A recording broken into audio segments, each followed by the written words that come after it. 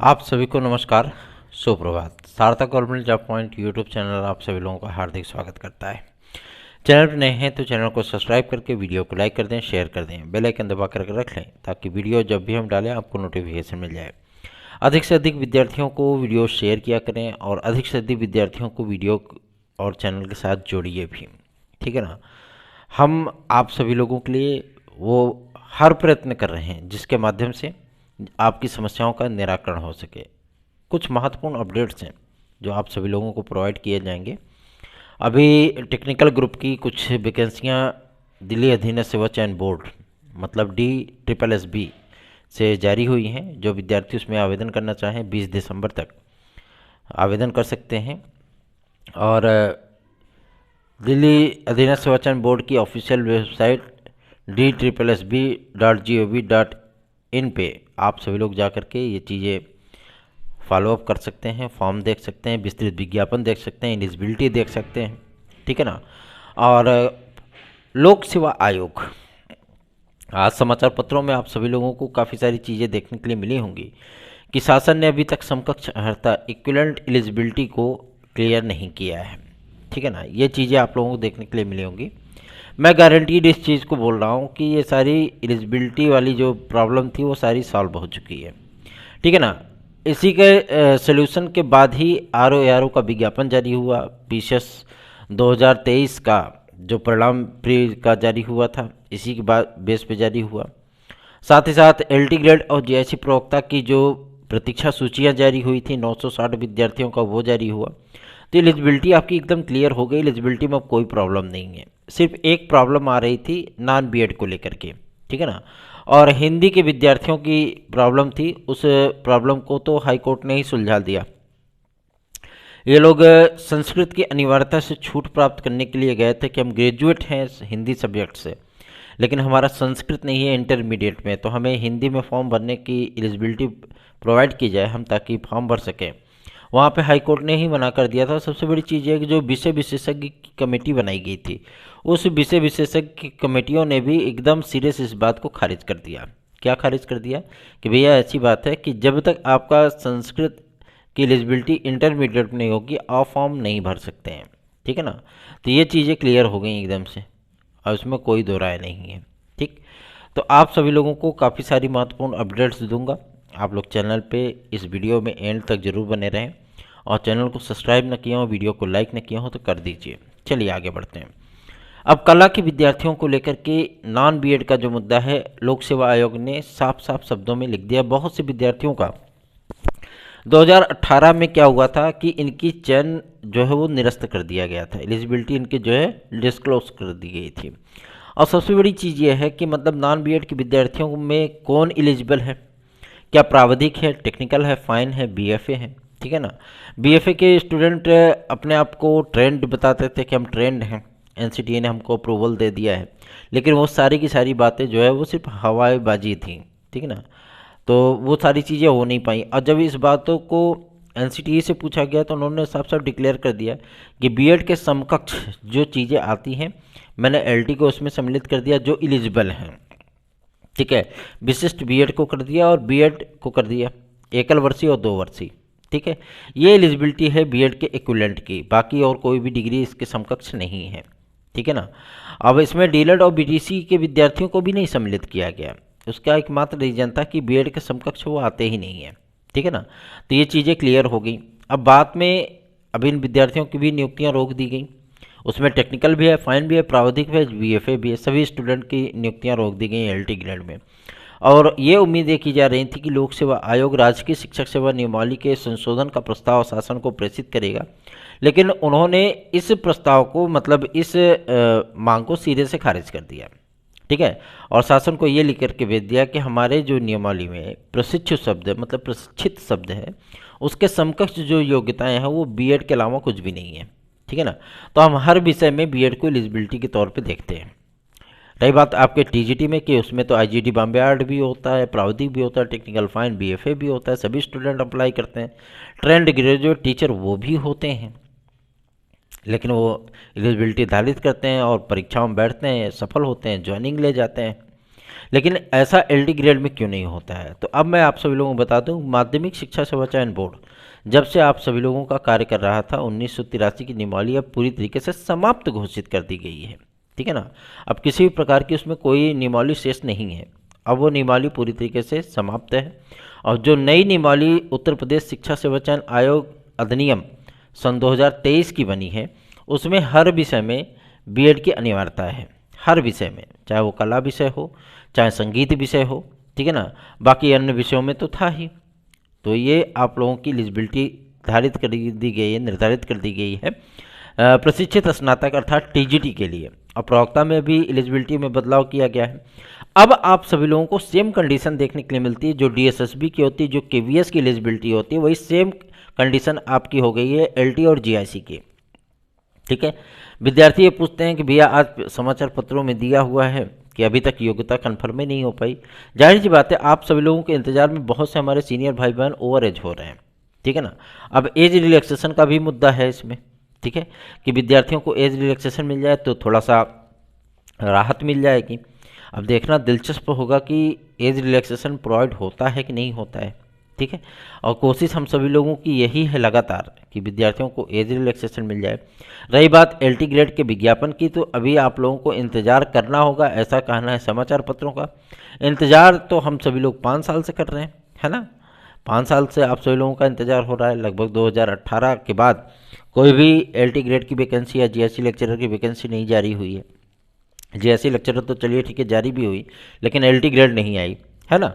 तो अब प्रमोशन के माध्यम से भी सारी चीज़ें डिक्लेयर हो गई, कुछ सीटें आपकी रिक्त हो गई हैं एलटी ग्रेड की, प्रमोट होकर के वो लोग लेक्चरर बन गए। चलिए ठीक है, अच्छी बात है, लेक्चरर बन गए। लेकिन अब सबसे बड़ी समस्या इस बात को लेकर के आ रही है कि क्या इक्विवेलेंट एलिजिबिलिटी को क्लियर कर दिया गया अथवा नहीं। मैं आप सभी लोगों को गारंटीड ये चीज़ कह रहा हूँ कि हाँ, इक्विवेलेंट एलिजिबिलिटी क्लियर हो चुकी है। ठीक है, अब इसमें थोड़ी बहुत जो समस्याएं आ रही हैं आप सभी लोगों की, वो कला विषय को लेकर के हैं।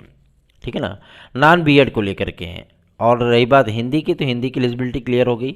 लैंग्वेज और लिटरेचर को लेकर के जो विवाद था अंग्रेजी विषय में, उसको भी डिक्लेयर कर लिया गया है। कुछ सिलेबस आज चेंजेस हैं। ठीक है ना, लोक सेवा आयोग इस परीक्षा को 2 चरणों में कराना चाहता है, शासन 1 चरण में चाहता है, इसमें भी थोड़ी सी प्रॉब्लम आ रही है।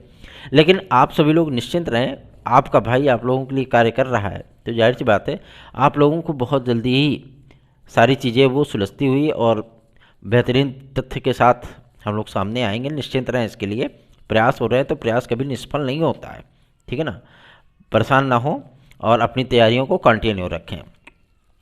और रही बात एलटी ग्रेड जीएससी प्रवक्ता की, तो अब इस विज्ञापन पे पूरी तरीके से वक्र दृष्टि, ये कह सकते हैं कि काक दृष्टि, है ना, वो बन चुकी है, बाज की नज़र।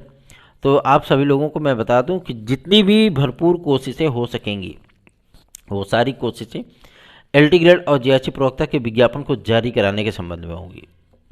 ठीक है ना, और बहुत से विद्यार्थी ये भी कहते हैं भैया हम लोगों का भी ध्यान रखिएगा, चाहे वो 50% वाले हों, चाहे वो आपके सोशियोलॉजी एजुकेशन वाले हों, चाहे वो 50% एलटी ग्रेड ग्रेजुएशन वाले हों, ठीक है ना, चाहे हिंदी वाले हों, चाहे कला वाले हों, तो हर किसी को साथ में लेकर के चलना पड़ता है। आप सभी लोग भी अधिक से अधिक शेयर किया करें, ताकि हमारे साथ भी एक मोटिवेशनल जो अटैचमेंट होता है वो जुड़ सके। ठीक है ना, तो आप सभी लोग भी कोशिश करिए, हम लोग भी कोशिश ही कर रहे हैं। पूरा यकीन है कि आप लोगों का ये विज्ञापन बहुत जल्दी ही जारी होगा। मानते हैं कि थोड़ा सा शासन जो है मतलब इन सारी चीज़ों को लटकाने की मूड में रहती है। कोई भी प्रक्रिया में आप सभी लोगों को बोल दिया ना कि एक फाइल पे सिग्नेचर होने के नाम पे 6 से 8 महीने लग जाते हैं, कभी कभी तो 2-2 साल लग जाते हैं। ठीक है ना, शिक्षा सेवा चयन आयोग आप सभी लोगों को 4 साल से गठित हो रहा है, और शिक्षा सेवा चयन आयोग आज तक नहीं बन पाया है। सिर्फ सारी चीज़ें हो चुकी हैं, नियमावली मंजूर हो गई, न्याय विभाग से भी, कार्मिक विभाग से भी, राज्यपाल ने सिग्नेचर कर दिया। ठीक है, और विधानसभा विधान परिषद से पारित भी हो गया, सब कुछ क्लियर हो गया। अध्यक्ष कौन बनेगा ये भी क्लियर हो गया, सचिव कौन बनेगा ये भी क्लियर हो गया, सदस्य कौन कौन बना है ये भी क्लियर हो गया। लेकिन मुख्यमंत्री महोदय को इतना समय नहीं मिल पा रहा है कि वो उस फाइल पर सिग्नेचर करके जीओ जारी कर सके। ठीक है ना, समस्या सिर्फ इस बात को लेकर के आ रही है। तो आप सभी लोग चिंतित ना हो, हम लोग जो कार्य कर रहे हैं वो आप सभी लोगों को एडवांटेज देने के लिए ही है। ठीक, आप सभी लोग सपोर्ट करिए, अधिक से अधिक लोगों में सपोर्ट करने की कोशिश करिए।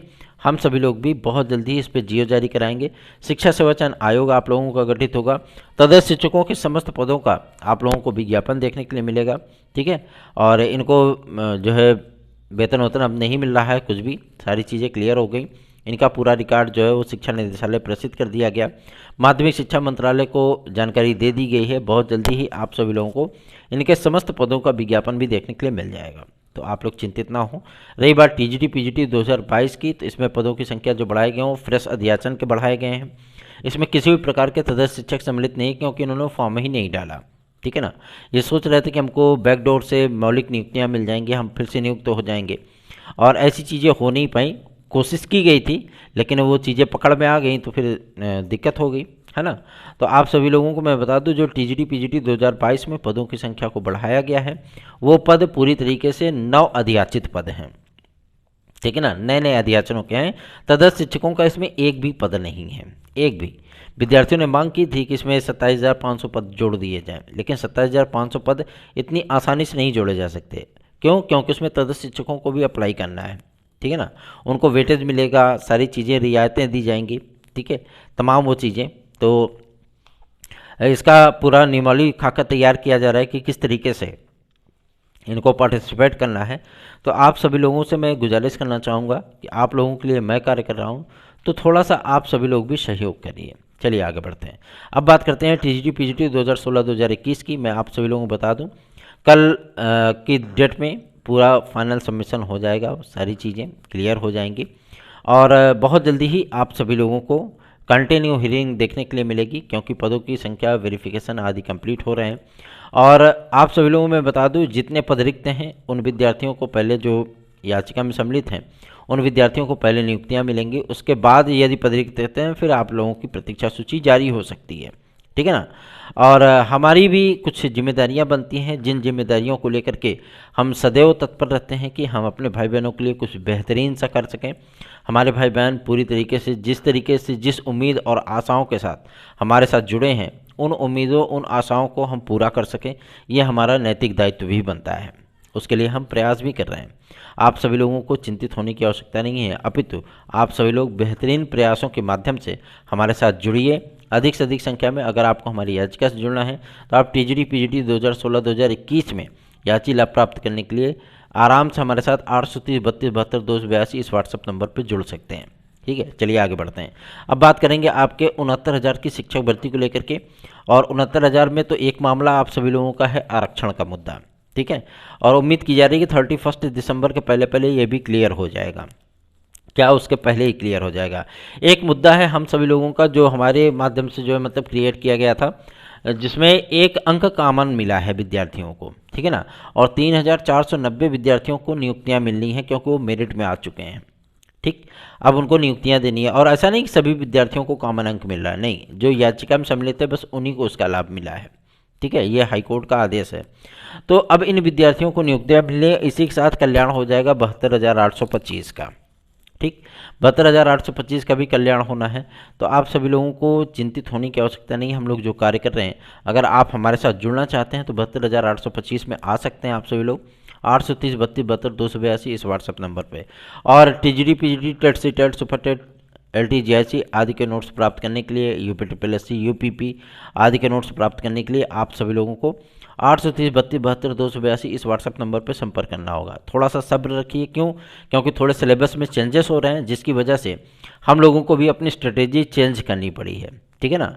अभी तक सिंपल साधारण से जो चीज़ें होती थी कि जो सिलेबस होता था उसी के अकॉर्डिंग तैयारियां होती थी, उसी के अकॉर्डिंग जो है वो नोट्स बनाए जाते थे, ठीक है ना। लेकिन अब चीज़ें क्या है कि थोड़ी पुस्तकें चेंज हो रही हैं, जिसकी वजह से हम लोगों को भी वो मैटर चेंज करना पड़ रहा है, ठीक है।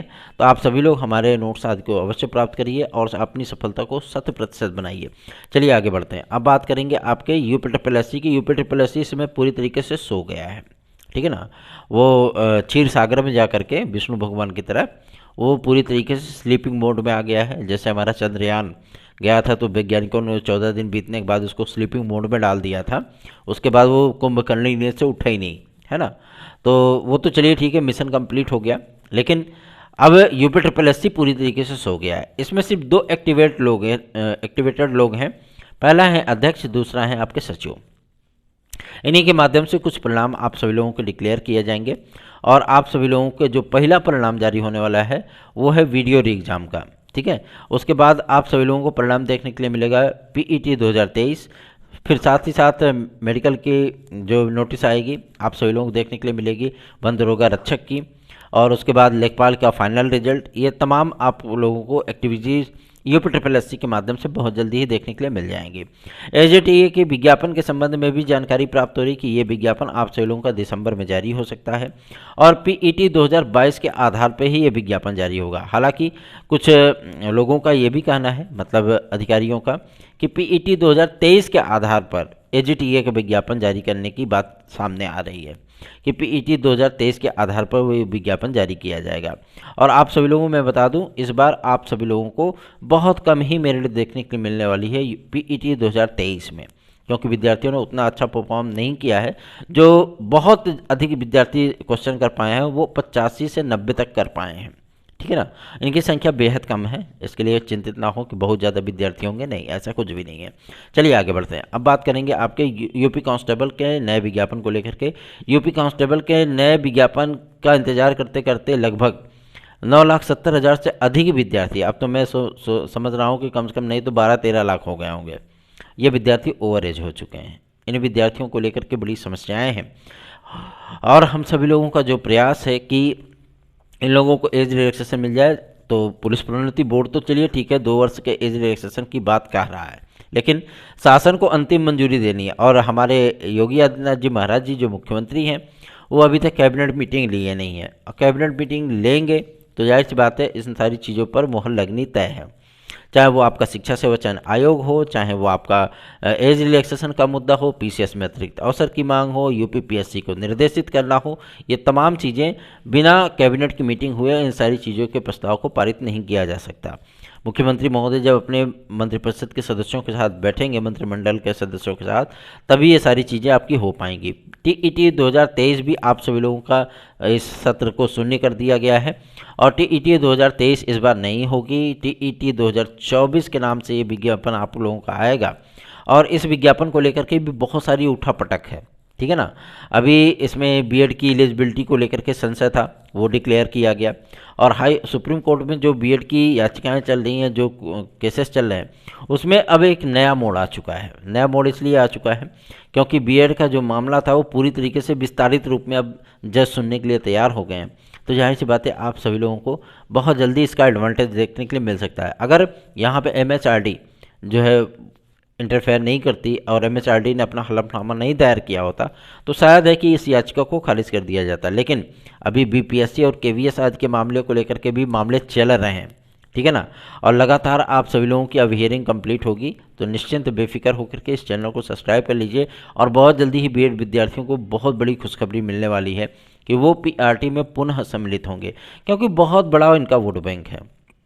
ठीक है ना, और सबसे बड़ी चीज़ ये है कि लगातार जो सत्तारूढ़ पार्टी है भारतीय जनता पार्टी, उन्होंने उनके जो राष्ट्रीय प्रवक्ता आदि हैं वो भी बीएड के पक्ष में बोलते हुए नजर आए हैं।